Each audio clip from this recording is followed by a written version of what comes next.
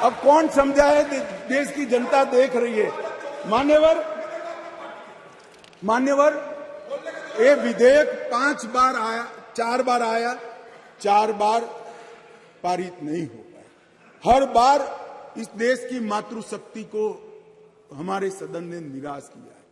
मैं आज पक्ष विपक्ष के सभी दलों से प्रार्थना करना चाहता हूं कि हम सब एकत्रित होकर ये नई शुरुआत को आज सर्वानुमत से संविधान को संशोधित कर मातृशक्ति को आरक्षण देने का। मान्यवर, मैंने पहले ही कहा कि मैं कोई राजनीतिक उठापटक या जवाब देना नहीं चाहता, परंतु कई सारे सवाल उठाए गए। हमारी मंशा पर भी सवाल उठाए कि भाई तुरंत अमल में क्यों नहीं लाते हैं, डिलिमिटेशन कमीशन क्यों और 2026 क्यों। मैं सारी चीजों का एक एक कर जवाब देना चाहता हूं।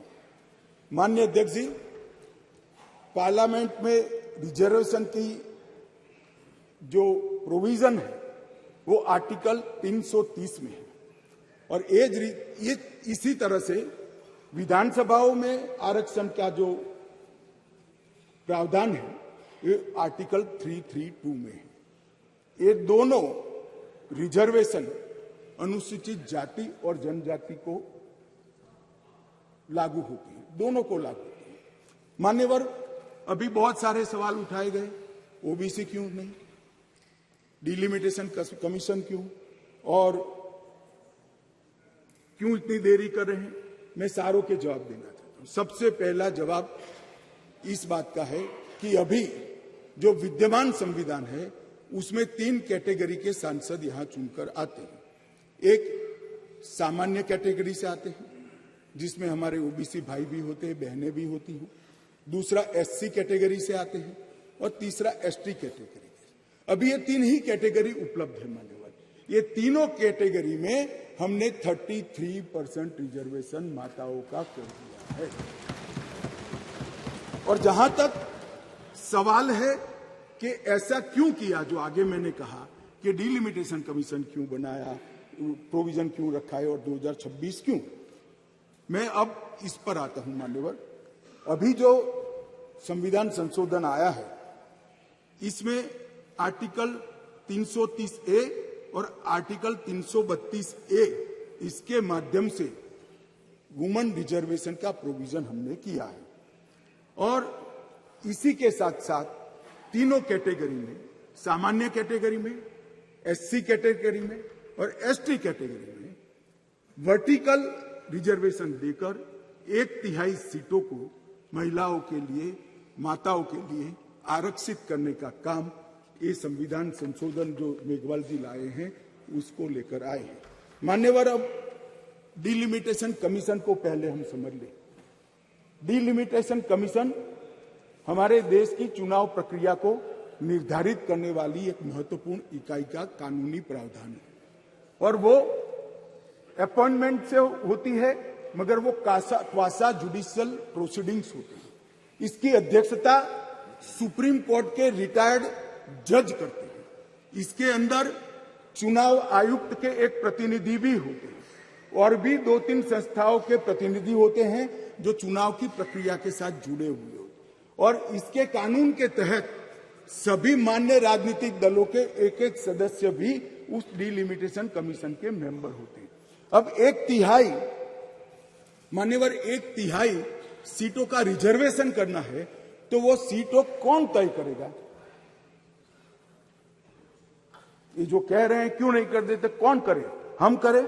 और फिर वायनाड रिजर्व हो गया है तो आप क्या करोगे? हमको कहोगे कि भाई पॉलिटिकल कर दिया। ओवैसी साहब नहीं, अगर हैदराबाद रिजर्वेशन होगा, रिजर्व हो गया तो कहोगे कि भाई पॉलिटिकल रिजर्वेशन कर दिया। इसलिए ये बहुत अच्छा है कि ये डिलिमिटेशन कमीशन जो क्वासा जुडिशियल प्रोसीडिंग से चलता है, हर राज्य में जाकर, हर क्षेत्र में जाकर ओपन हियरिंग देकर ट्रांसपेरेंट पद्धति से इसका नीति निर्धारण करता है, वो डिलिमिटेशन कमीशन से इसका निर्धारण हो। इसके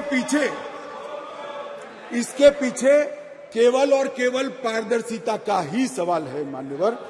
कोई पक्षापक्षी नहीं होनी चाहिए। और मान्यवर, मैं इतना ही कहना चाहता हूं कि कुछ लोगों ने आज सोशल मीडिया में भूमिका बनाना शुरू की। हालांकि बहुत मुझे अच्छा लगा, सबको मैंने सुना है, सबने समर्थन करने का अपने भाषणों के अंदर वादा किया है। परंतु सोशल मीडिया में कुछ लोग भूमिका बना रहे हैं कि भाई इस विधेयक को इसलिए समर्थन न करो कि इसमें डिलिमिटेशन कमीशन का है और अभी के चुनाव में नहीं होगा। कुछ लोग कह रहे हैं इसमें ओबीसी आरक्षण नहीं है, मुस्लिम आरक्षण नहीं, इसलिए समर्थन न करो। मैं अलग कहता हूं, अब समर्थन नहीं करोगे तो क्या जल्दी आरक्षण आ जाएगा? तो भी 29 के बाद आएगा। समर्थन कर दो, गारंटी हो गई। फिर जो सरकार आएगी उसमें जो बदलाव करेगी वो भी होगा। एक बार श्री गणेश तो करो, गणेश चतुर्थी के दिन ये संविधान संशोधन विधेयक आया। एक बार शुरुआत करनी चाहिए और एक बार शुरुआत करें, उसके बाद पहला डिलिमिटेशन कमीशन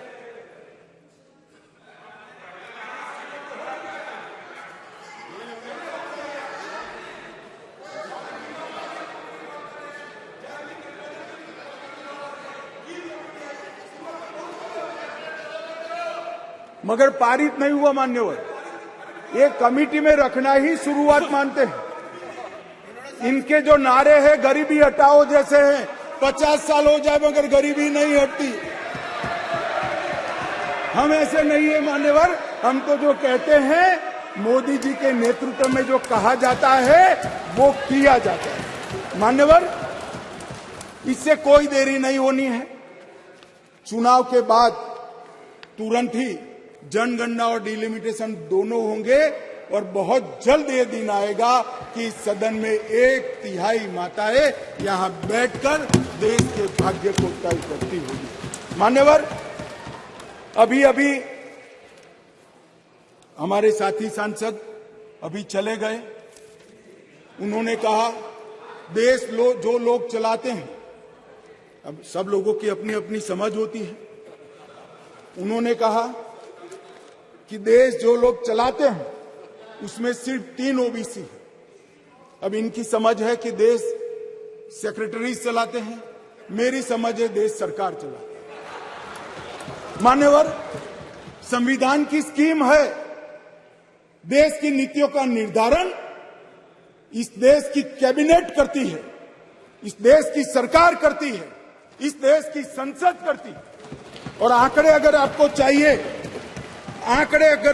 चाहिए तो मैं बता देता हूं, सुनने के लिए आप बैठे नहीं हो। भारतीय जनता पार्टी के सांसद में 29%, 85 सांसद ओबीसी कैटेगरी के हैं। कंपैरिजन करना है तो आ जाइए। और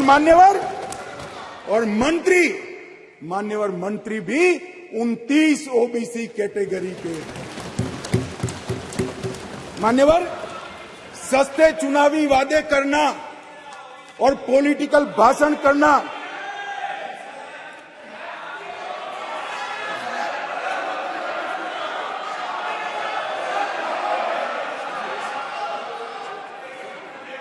दादा, नए सदन में तो उम्र के हिसाब से कुछ करिए